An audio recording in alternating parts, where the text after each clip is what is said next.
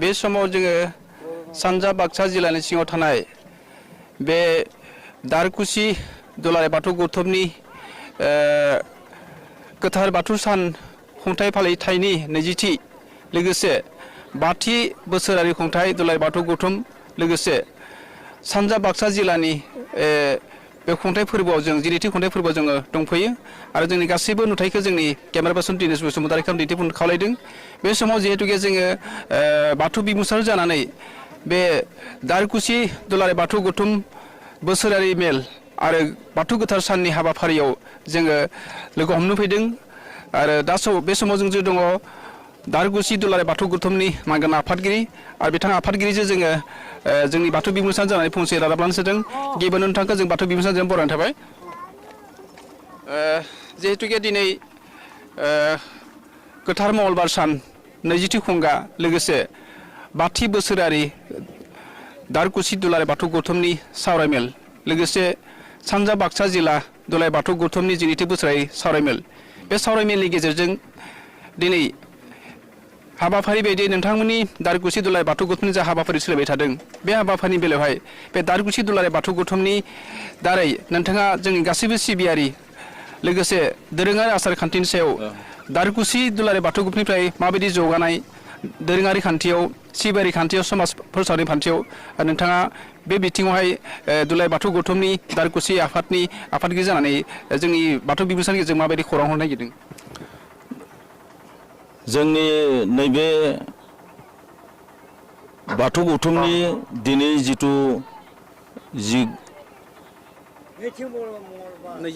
20थि गोथार सान बाथौ सान फालिनाय लोगोसेनो माने कनफारेन्स खुंनो लादों।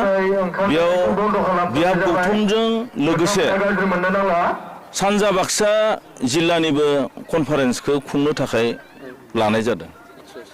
बेयाव दा माखासे जोंनि आलासि लिंनाय जादों।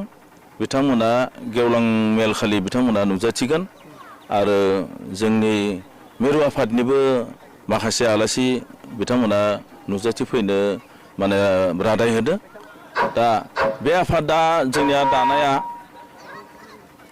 बियाब गौथुमा माने 20 मायथाइयावनो जागायजेननाय जादोंमोन। दिनैसिम गोथार फोरबोखौ 20 बोसोर फालिनाय थांबाय। दा नैबे देग्लाय कनफारेन्सआव जोंनिया गोदान बडि दानाय जागोन। बेयाव आरो गोजाम बडिखौ सेफायनाय जागोन आरो बेबायदिनो जोंनि जिल्ला गौथुमावबो निउ बडि फरमेसन जागोन आरो गोजाम बडिखौ सेफायनाय जागोन।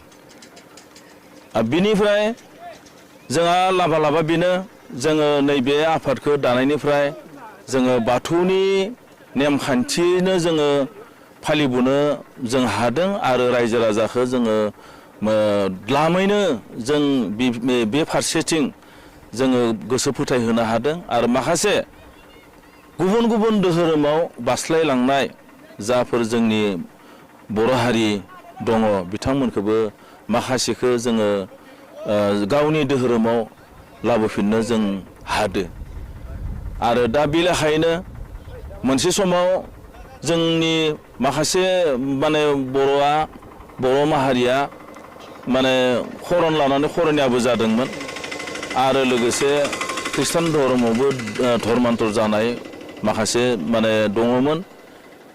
बिथांमोनखौ नैबे गौथुमा दानायनिफ्राय आथिखालाव जोङो जोबोर जौगानाय लाबोनो हादों आरो नेमखान्थि बादियैनो दिनै मंगलबार दिनखौ गोथार सान हिसाबै जोङो फालिनो हादों आरो रायजो राजाखौबो फोथायहोनो हादों।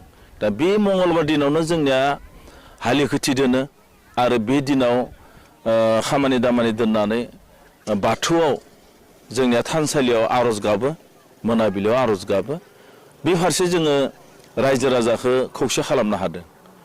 दा आसा खालामदों इयुनावबो जोङो बेबायदिनो दावगालांहोनो हागोन आरो बिश्वनि दरबाराव जोंनि बाथौ धोरोमखौ मोनसे बिश्वनि मोनसे फोथायजानाय धोरोम होननानै जोङो सिनायथि होनो जोङो राहाखौ मोनगोन आरो हागोनबो आरो जौगाखांहोनोबो हागोन। नोंथाङा जिहेतुके दारकुसि दुलाराय बाथौ गौथुमनि आफादगिरि नोंथांनि बे बियाबनियावहाय बेसेबां गामि दं आरो बै गामिफोरनि गेजेरावहाय बबे गामिया थानसालि दं आरो बबे गामिया थानसालि लुजोबनो हायाखै अन्नानै फोरमायगोन नामा? आदसा जोंनि बियाब गौथुमनि बेन्दोङाव जोंनिया आसलते बियाब गौथुम हिसाबै जों एकदम फिसा आरो जिल्लानि मादाव बयनिख्रुइ फिसा गौथुम बियाब गौथुम। दा बेयाव जोंनिया गासै गामिया दङ 24 गामि। 24 गामिखौ लानानै नैबे दारकुसि बियाब गौथुमखौ दानाय जादों। दा बेयाव दाबनै दाबथाम गामिनि बादै प्राय माने गासै गामियानो थानसालि जाजोब्बाय आरो खोब मोजां लुफुंनो हादों आरो बिथांमोना। दा नैबे आनसलिकनि जिथु हेडक्वार्टार नाथाय बेखौ जोङो जाफुंसार होनो हायाखै। गामि आफादफोराव थारमाने माबोरै जादों बिथांमोना सर्स दङ थारमाने इनकाम सर्स। दा आनसलिक बेबायदि इनकाम सर्स गैया, बेनि जाहोनाव दिनै आनसलिकनि हेडक्वार्टारनि न' बांफोरखौ जोङो जा रोखोमै बानायनो नांगौ बेबायदियै जोङो बानायनो हायाखै आरो सरकार बिफाननिफ्राय बरबिसि जों जा बादि मोननांगौ बेबायदि जोङो एभेलेबल माबा जों मोननो हायाखै आरो मोनाखै दासिम। एसे दा देग्लायसो जोंनि मिनिस्टार बिथाङा भबेस कलिता बिथाङा अबयसे माबा होदो ओइ माबा लुफुंनायनि थाखाय थानसालि लुफुंनायनि थाखाय आरो ओमफ्राय देबेन बर' जोंनिया तामुलपुर